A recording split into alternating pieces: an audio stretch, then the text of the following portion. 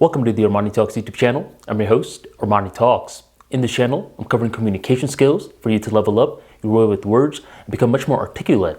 In today's episode, we're going to be talking about how to begin before you're ready. The unique thing about having this YouTube channel, let alone any sort of content that I've been creating on the ArmaniTalks brand, be it blogs, podcasts, and these videos, is that with the internet, time doesn't exist. It doesn't. Videos that you did, let's say 2 years ago, may suddenly start taking life today. Blogs that you wrote 4 years ago suddenly start getting shared today. With that being said, anytime that you publish, in my opinion, you should be having the long-term view of things. From my end, I have this thing called a channel analytics that I'm capable of seeing for the ArmaniTalks YouTube channel. And I'm capable of seeing how someone is discovering these videos that I've done.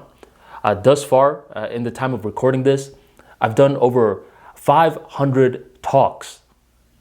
And one of the days when I was looking at the analytics, one of the videos that someone was looking through was called Street Smarts versus Book Smarts.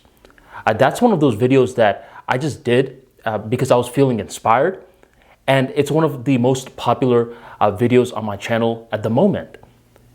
In that video, I talk about how I learned the difference between street smarts and book smarts by cooking beef stew. I mean, I could read all these recipes in regards to cooking beef stew, but I don't really know it until I do it. And once I started to cook beef stew, I followed these recipes to the T. Of course, I was going to get it done perfectly, right? Unfortunately, not. The first few times that I cooked the beef stew, it was a little too liquidy and the meat was a little too dry. I did it again, and once again, I had the same exact issue. And I cooked it again, and once again, too liquidy and the meat was too dry. You would think that this was a bad problem to have, and at the time, I did think it was a bad problem to have. But now, I noticed a pattern. It's too liquidy and the meat is too dry. This is the third time this has happened. Let me see on Google if anyone else has had that same problem. And not too surprisingly, multiple people had that problem. There are cooking forums where different people talk and engage with their recipes. And someone was answering that question for me. They're like, if your beef stew is a little too liquidy and the meat is too dry after you're done cooking it, what you need to do is you need to leave the meat in longer. That means you didn't cook it enough. The liquid needs to be absorbed in the meat so the meat starts to tear apart and you get that beautiful taste. Also, you may want to add a dash of vinegar as well and then he started to break down all these scientific reasons.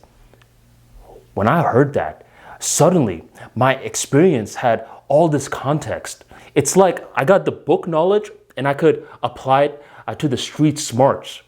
And that's when I applied the tips and my beef stew has been amazing ever since.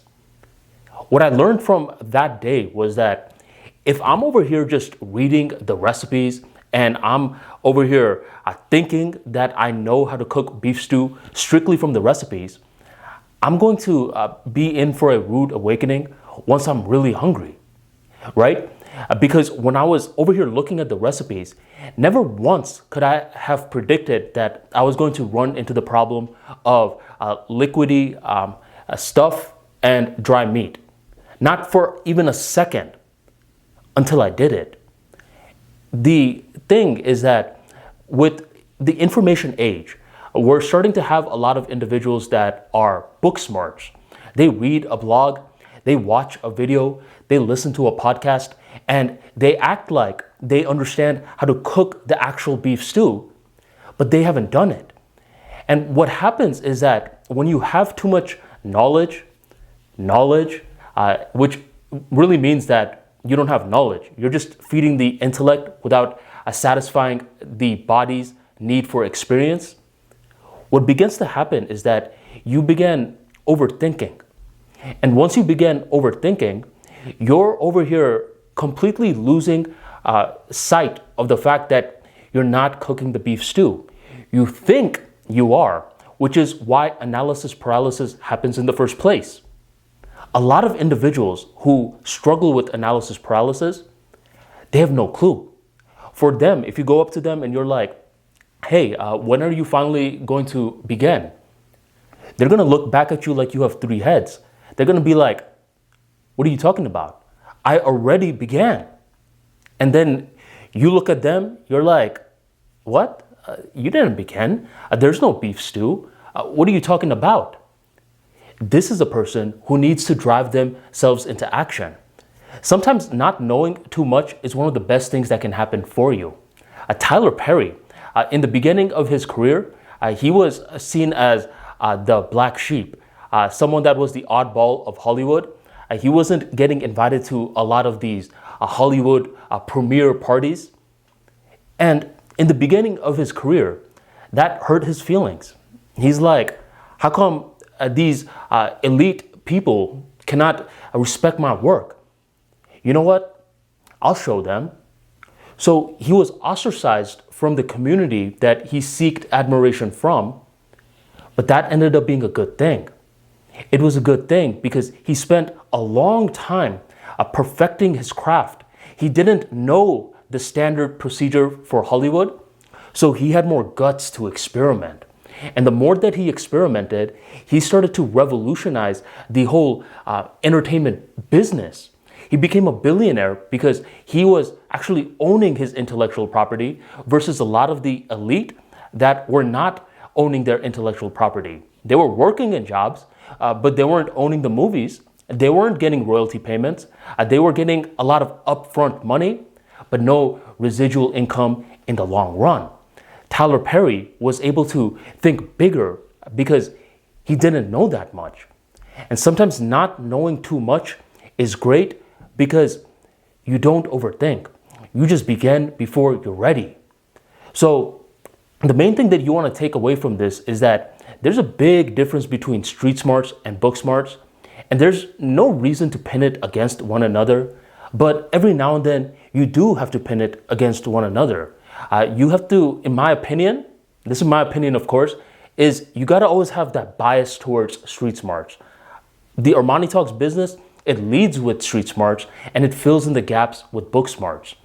Even with the beef stew, I had that primal desire to want to make beef stew.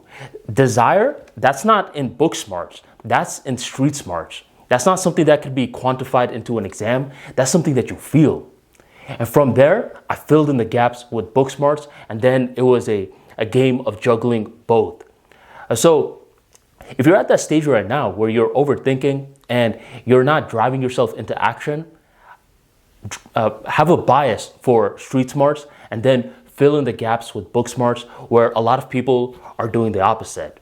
And if you would like more practical insights like this into street smarts and how to drive yourself into action, how to have a bias for action, be sure to check out my book, Street Smarts, 101 Short Stories, Essays, and Insights to Improve Your Communication Skills.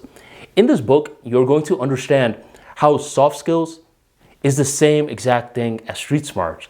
How being able to persuade others, listen clearly to what someone else is saying, having basic manners will set you up for more opportunities than all these degrees that you've been collecting for the past couple of years. Street smarts will allow you to see that the world, it's moldable. You could shape it towards your vision, your desires, and much more. And check out Street Smarts 101 Short Stories to learn how to mold the world towards your favor. You can grab the book in the links in the description box, or go on ArmaniTalks.com and grab your copy today. Thank you very much for joining the ArmaniTalks YouTube channel, and I will catch you next time.